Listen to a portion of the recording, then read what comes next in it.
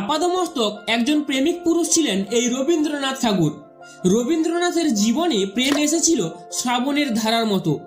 17 বছর বয়স থেকে শুরু করে 63 বছর বয়স পর্যন্ত তিনি অসংখ্য রমণীর প্রেমে পড়েছেন। আবার এই প্রেম কাতর রমণীদের কাছ থেকে নিজেকে সম্পূর্ণ সরিয়ে নিয়ে সাহিত্য রচনার মাধ্যমে তিনি হয়ে উঠেছেন রবীন্দ্রনাথ। তাই তার সাহিত্যেও প্রেম ও প্রেমিকাদের ছাপ ধরা পড়ে। এতদিন পর্যন্ত আমরা কবির ব্যক্তিগত জীবনের প্রেম বলতে তার বৌদি কাদম্বরী দেবীকেই জেনে এসেছি, কিন্তু জানেন কি এই রবি ঠাকুরের মনে ঘনিষ্ঠভাবে জায়গা করে নিয়েছিলেন আরো অনেক রমণী, যেমন তাঁর স্ত্রী মৃণালিনী দেবী, মারাঠি কন্যা আন্না তড়খড়, আর্জেন্টিনার ভিক্টোরিয়া ওকাম্পো, হেমন্তবালা দেবী, ভাইয়ের মেয়ে ইন্দিরা এবং রানু অধিকারী। এই এক একটি রমণীদের সাথে ঘনিষ্ঠ সম্পর্কে লিপ্ত হওয়ার পিছনে রয়েছে এক একটি মজাদার ঘটনা। আমি তা আজকে আপনাদেরকে জানাবো আমাদের আজকের এই ভিডিওতে। তাই ভিডিওটিকে অবশ্যই শুরু থেকে শেষ অবধি দেখবেন এবং তার সাথে বিভিন্ন মনীষীদের নিয়ে নানান মজাদার তথ্য জানবার জন্য আমাদের চ্যানেলটিকে সাবস্ক্রাইব অবশ্যই করবেন। মুম্বাইয়ে থাকাকালীন রবীন্দ্রনাথ প্রথম প্রেমে পড়েন এক মারাঠি কন্যার সাথে। এই মারাঠি কন্যার নাম ছিল আন্না তড়খড়, তবে অনেক বইয়ে তার নাম অন্নপূর্ণা তড়খড়। এখন প্রশ্ন হলো ঠাকুর কিভাবে এই মারাঠি কন্যার প্রেমে পড়েছিলেন। আসলে ঘটনাটা হলো রবীন্দ্রনাথ ঠাকুরের বড় ভাই সত্যেন্দ্রনাথ ঠাকুর ও আন্না তড়খড়ের বাবা আত্মারাম তড়খড়ের মধ্যে বন্ধুত্বের সম্পর্ক ছিল। আর এইদিকে ঠাকুর পরিবারের সদস্যরা রবি ঠাকুরকে পড়াশুনো করানোর তাগিদে বিদেশে পাঠানোর পরিকল্পনা করে এবং অপরদিকে আন্না তড়খড় ব্রিটেন থেকে সবেমাত্র পড়াশুনো সেরে দেশে ফিরেছেন।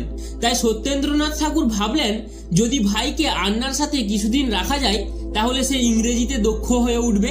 তাই এই 17 বছর বয়সী ঠাকুরকে বোম্বাইয়ে পাঠিয়ে দেওয়া হয় আন্না তড়খড়ের কাছে। আন্না ছিল ঠাকুরের চেয়ে 3 বছরের বড়, কিন্তু তাও তাদের মধ্যে প্রেম কিন্তু জমে উঠেছিল এবং রবীন্দ্রনাথ আদর করে এই সুন্দরী রমণীর নাম রাখেন নলিনী। 1927 সালে অতুল প্রসাদ সেন ও দিলীপ কুমার রায়ের সাথে কথোপকথনের সময় রবি ঠাকুর নলিনীর ভালোবাসা ব্যক্ত করতে গিয়ে লিখেছেন, আমার সাথে নলিনী প্রায় যেচে মিশতে আসতো, কত ছুতে করেই সে ঘুরতো আমার আনাচে কানাচে, আমাকে বিষণ্ণ দেখলে দিত সান্ত্বনা, প্রফুল্ল দেখলে পিছন থেকে ধরতো চোখ টিপে। একদিন সন্ধেবেলায় সে বলল, জানো কোনো মেয়ে ঘুমিয়ে পড়লে যদি তার দস্তানা কেউ চুরি করতে পারে তবে তার অধিকার জন্মায় সে মেয়েটিকে চুমু খাওয়ার। কিন্তু তাদের এই প্রেম ছিল মাত্র মাস 2-1। তাদের এই ঘনিষ্ঠ মেলামেশার সম্পর্ক বাড়ির লোক জানতে পেরে যায়। তাই ঠাকুরকে পড়াশুনো করানোর জন্য লন্ডনে পাঠিয়ে দেওয়া হয় এবং তার 2 বছর পর আন্নার বিয়ে হয় হ্যারল্ড লিটলডেল নামক একজন স্কটিশের সঙ্গে এবং মাত্র 33 বছর বয়সে আন্না মারা যায়।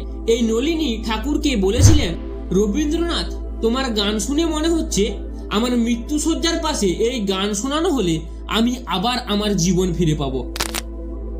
আমরা আগেই আলোচনা করেছি যে আন্না তড়খড়ের আগে রবীন্দ্র জীবনে প্রেম এনেছিলেন তার বৌদি কাদম্বরী দেবী। কিন্তু এখন প্রশ্ন হলো স্বয়ং রবি ঠাকুর কিভাবে তার নিজের দাদার বউয়ের সাথে ঘনিষ্ঠ সম্পর্কে লিপ্ত হলেন। এর পিছনে লুকিয়ে রয়েছে এক মজাদার ঘটনা, শুনুন তাহলে। কাদম্বরী দেবীর প্রকৃত নাম মাতঙ্গিনী গঙ্গোপাধ্যায়। তিনি ছিলেন ঠাকুর পরিবারের 7ম সন্তান জ্যোতিরিন্দ্রনাথের স্ত্রী। মাত্র 9 বছর বয়সে কাদম্বরীর বিয়ে হয় জ্যোতিরিন্দ্রনাথের সাথে। আর এইদিকে রবি ঠাকুরের বয়স তখন মাত্র 7 বছর, অর্থাৎ কাদম্বিনী দেবীর চেয়েও বয়সে 2 বছরের ছোট। এই ঘটনাটি শুনে আপনারা আশ্চর্য হয়ে যাবেন এবং বলবেন যে 7 বছর বয়সে আমরা ন্যাংটো অবস্থায় পুকুরে সাঁতার দিতাম এবং রাস্তায় টায়ার নিয়ে এদিক ওদিক ছোটাছুটি করতাম। তাহলে রবি ঠাকুর সেই বয়সে প্রেমের মানেই কি বুঝবে আর প্রেমই বা করবে কিভাবে? আসলে ঘটনাটা ছিল এই সময় রবি ঠাকুরের মায়ের মৃত্যু হয় এবং কাদম্বিনী দেবীরও কোনো সন্তান হবার সম্ভাবনা ছিল না। তাই তাদের মধ্যে ভালোবাসাটা ছিল অনেকটা মা ও ছেলের মতো, যদিও বয়ঃসন্ধিকালে তা রোমান্টিক হয়ে উঠেছিল। জানা যায় জ্যোতিরিন্দ্রনাথ যখন কাছারিতে যেতেন তখন তেতালার ঘরে নির্জনতায় বৌদি ও দেওরের সময় কাটতো খুব মজার সঙ্গে। আর রবীন্দ্রনাথ বঙ্গদর্শন থেকে বৌদিকে উপন্যাস পড়ে শোনাতেন। এই প্রসঙ্গে ঠাকুর লিখেছেন, আপন মনে পড়ার চেয়ে আমার পড়া শুনতে বউ ঠাকুরুন ভালোবাসতেন। তখন বিজলি পাখা ছিল না, পড়তে পড়তে বউ ঠাকুরুনের হাত পাখার একটা ভাগ আমি আদায় করে নিতুম। কিন্তু এই সময় হঠাৎ রবি ঠাকুরের বিয়ে হয় এবং 1884 সালের এপ্রিলের গ্রীষ্মের প্রচণ্ডতায় কাদম্বরী দেবী আফিম খেয়ে আত্মহত্যা করেন। এখন আপনাদের মধ্যে একটা প্রশ্ন নিশ্চিত জাগবে যে রবীন্দ্র কাদম্বরীর মধ্যে যৌনাকাঙ্ক্ষার অস্তিত্ব ছিল কি, আর কেনই বা কাদম্বরী দেবী আফিম খেয়ে আত্মহত্যা করেছিলেন? এই ব্যাপারে আমরা আলোচনা করব আমাদের পরবর্তী ভিডিওতে। চলুন পরবর্তী রমণীর ঘটনায় আসা যাক। রবীন্দ্রনাথ তার লিখনীতে লিখেছেন, প্রেমের ফাঁদ পাতা ভুবনে কে কোথায় ধরা পড়ে কে জানে। এই লাইন হয়তো তিনি তার নিজের জীবনের উপলব্ধি থেকেই লিখেছিলেন, কারণ 1917 থেকে 1925 সাল রবীন্দ্রনাথের বয়স তখন 50-এরও বেশি। তিনি রানু মুখার্জি নামক একজন 11 বছর বয়সী মেয়ের সাথে ঘনিষ্ঠ সম্পর্কে আসেন। চিঠির পর চিঠিতে লেখেন, ভারী দুষ্টু, রবীন্দ্রনাথকে চুম্বনের পর চুম্বন দিতে দিত।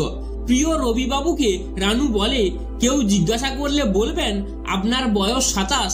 উত্তরে রবীন্দ্রনাথ কৌতুক করে বলেন, আমার ভয় হয় পাছে লোক 27 শুনতে 87 শুনে বসে। তুমি যদি রাজি থাকো তাহলে আমি আর একটা বয়স কমিয়ে বলতে পারি, কেননা 26 বললে ওর থেকে আর ভুল করবার ভাবনা থাকে না। রানুর যৌবনের শ্রেষ্ঠ দিনগুলি শুধুমাত্র রবীন্দ্রনাথকে ঘিরে এবং তাকে ভালোবেসেই কেটেছিল।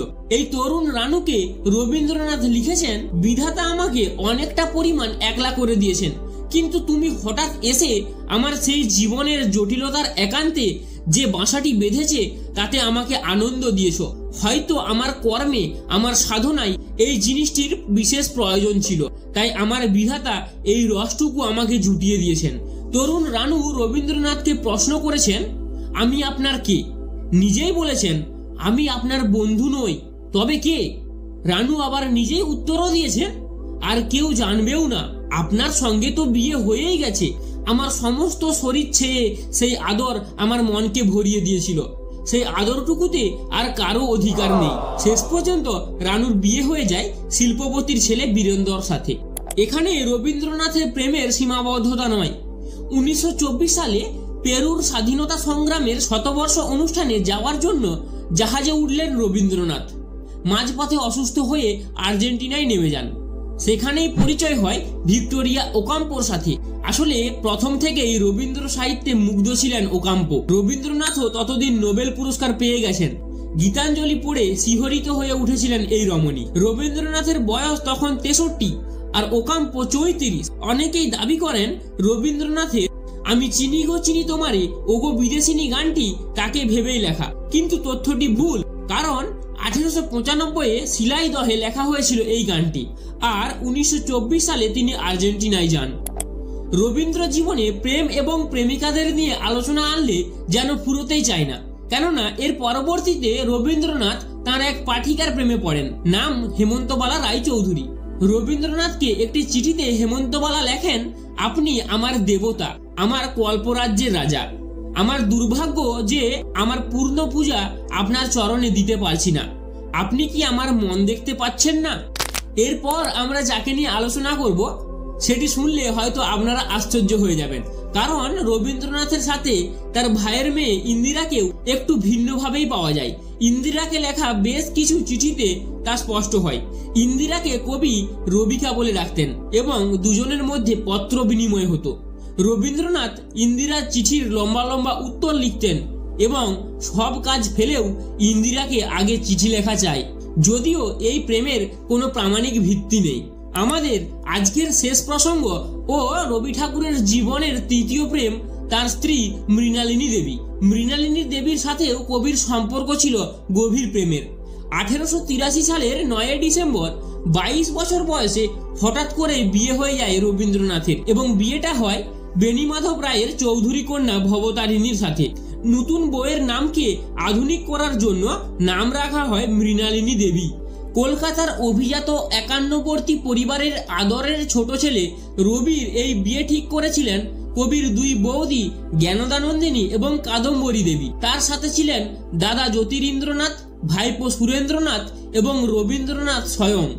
এবং এই বিয়ে করার কয়েক মাস পরেই বৌদি কাদম্বরী দেবী আত্মহত্যা করেন। তা নিয়ে আলোচনা করব আমাদের পরের ভিডিওতে। জানতে চাইলে আমাদের চ্যানেলটিকে অবশ্যই সাবস্ক্রাইব করবেন। আমাদের আজকের প্রসঙ্গ এখানেই শেষ। দেখা হচ্ছে পরের ভিডিওতে। ধন্যবাদ।